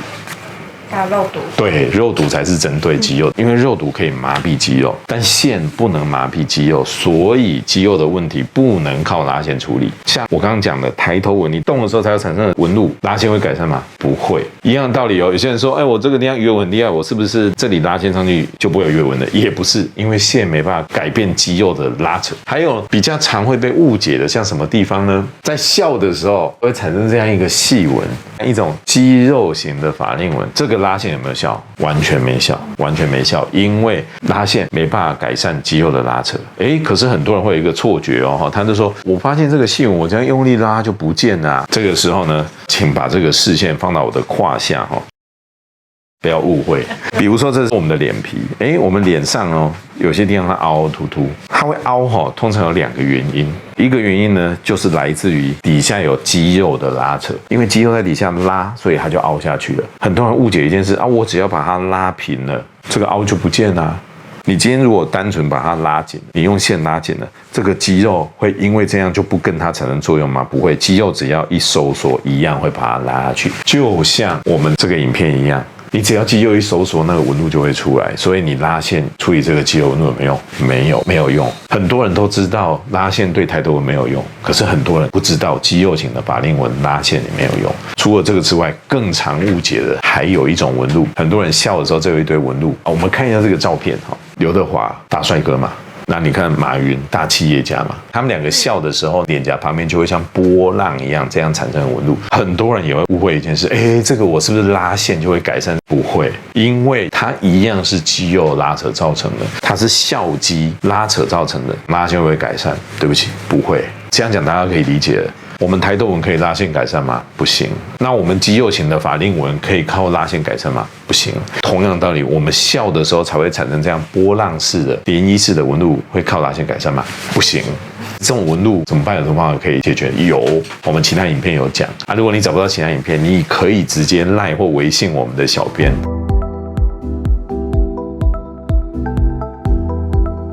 第4个问题，凹线。你有一个地方凹了，拉线它会改善吗？你会拉线那个地方，不就长出肉来吗？当然不会。你听这样讲很有道理，对不对？可是常常会有人就说，我这个法令纹是不是拉提上去就不见了？很常遇到客人有这样的问题。比如说，我们看一下若宁，他这个地方因为骨骼的问题，对不起，我们看一下侧面因为若宁他有一点点小鸟嘴，就是嘴巴有点小微凸，不会还是很可爱。好。所以它的法令纹就是属于这个地方有点凹陷，很多人就会想说我只要把这个拉上去法令纹不就没了吗？这也是很常有的误解。我们再把视线回到我的胯下这个跟我们的脸皮一样有凹凹凸凸。我刚刚说了，这里会凹下去，第一个可能原因是因为这里有肌肉拉扯，还有一个原因是底下没有支撑物，或是底下的支撑物它本身是凹的。很多人会误会一件事，我只要怎样一拉它就平了，就像刚刚这个，很多人会以为法令纹一拉就平了，不会因为你拉线，甚至你拉皮，看起来好像这个时候它是平，可是它底下是空的。我们的脸不会允许有空气存在里面，所以隔一阵子这些组织还是会慢慢沉下去，去贴住底下的支撑物。所以凹陷要怎么解决？填充嘛。可是我们把它放到脸上，很多人就会误会法令纹凹，我就是拉完它就不见了吗？也很多人想说，这眼窝凹是不是拉上去眼窝凹就不见得？不是，凹陷就是得要填充。我们来看一下，像这样的法令纹，很多人就说，我是不是拉提就会改善？不是，它是凹陷型的。我们帮他打一点东西，它的凹陷型法令纹才会改善。像这样子的一个状况，我们帮他放个法令纹的垫片，它的法令纹就会改善。这种靠拉提就不会有效果。所以回过头来再讲，你看是不是诊断很重要？我们今天举了好几个法令纹的例子，我一直说法令纹有3种，它有下垂型、凹陷型、肌肉型。想知道更详细法令纹的介绍，我们之前的影片可以回去看一下，那连结也会放在下面给你们。所以凹陷可不可以靠线雕改善？不行。这个时候有人就会提出一个反驳啊，我们鼻子不是可以用线来用吗？那是因为你的鼻子不会动，我们可以塞很多的线进去把鼻子撑起来。可是如果你今天脸上有些地方凹陷，你想说把线塞在里面去填充那个体积，首先这个并不是靠拉提的力量，就像我们鼻子埋线是用线本身的体积塞很多线把它撑起来，不是靠拉提的力量。再来是这个线的填充作用在脸上不适合，因为你脸会动，那个线很容易就会跑位或是会穿出，所以线没办法改善凹陷。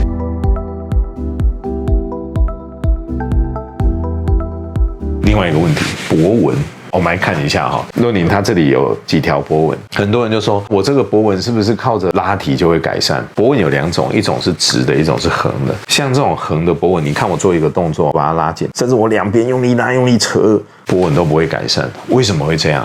因为这种脖纹它根本就跟松垂没有关系。比如说我们把这块皮把它拿出来，把它这样一看，本来我们的皮厚薄应该是一样的，可是有脖纹的地方它会特别薄，所以脖纹的根本原因其实也是一种凹陷。所以脖纹拉线有没有用？没有用。没有用哦，一样的道理，常常会有人说，那我手术拉提脖纹有没有办法改善？改善的幅度也很有限，因为它的根本原因是来自于凹陷。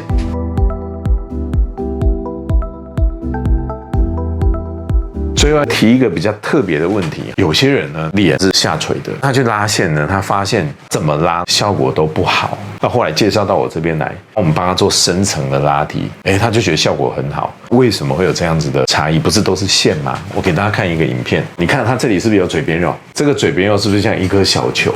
很多人就是想说，我就这样做一个浅层的拉提。如果像我们这个影片一样，只是拉表层的皮，对你皮绷紧了，可是你看那一坨圆圆的那一球还在，那一球是深层的假指垫。东方人有很多人他是深层的假指垫掉下来，这个假指垫它是球状的。如果你只是在表面这样拉，就像我们刚刚在影片里面表面这样拉，这一球呢就还是垂在底下，就很像一个气球，这气球里面有一颗石头沉下来。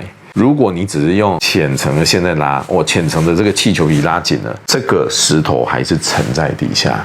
这种是不适合线雕，不，它可以用线雕，可是你必须要懂得如何做深层线雕、深层线拉的仪式，才有办法解决这个问题。我们今天的节目呢，就是帮他解答一个问题哦。其实很多人都以为线是这2年才开始流行的，没有，我线已经做了14年了哦，非常的久了。它其实是一个很成熟的技术啊，可是很多时候，不管是有些诊所的咨询师，或者是有些求美者，他不知道有些问题用线是不能解决的，或者是他可以用线解决，可是需要特别的技术。就像我们刚刚讲那个深层的问题，它就需要用到8字线这种特别的技术才有办法解决。你要弄清楚，就像我们的影片一直以来的宗旨一样，我们是要给大家正确的知识，你才不会去做一些无效的医疗，因为没效才是最贵，想做要找专业。好啊，我们今天的节目到这边。如果大家觉得这个节目对你有帮助的话，欢迎把这个节目转发给你的朋友啊。如果你分享给你的朋友，跟我们小编讲，他会把我们这一本书的电子档传给你们。这本书呢里面主要是讲微整，但是讲了很多解剖的概念哦，对于你求美的过程中会有很多的帮助。那我们今天节目就到这边哦，拜拜。看完今天的节目之后呢，我最后给大家几个题目做一个小的总复习。如果脸上有一些纹路，自己这样比一比，好像这个纹路会消失，你会觉得我不管什么原因，用线雕就可以解决一切。B， 我不管它这个纹路怎么来的，我就是填充解决这一切。还是 C， 你会选择先诊断一下、判断一下你这些纹路形成的原因，是松垂的，我们采用拉提的方式；是凹陷的，我们用填充的方式；是肌肉，用处理肌肉的方式。你会用哪一种方式呢？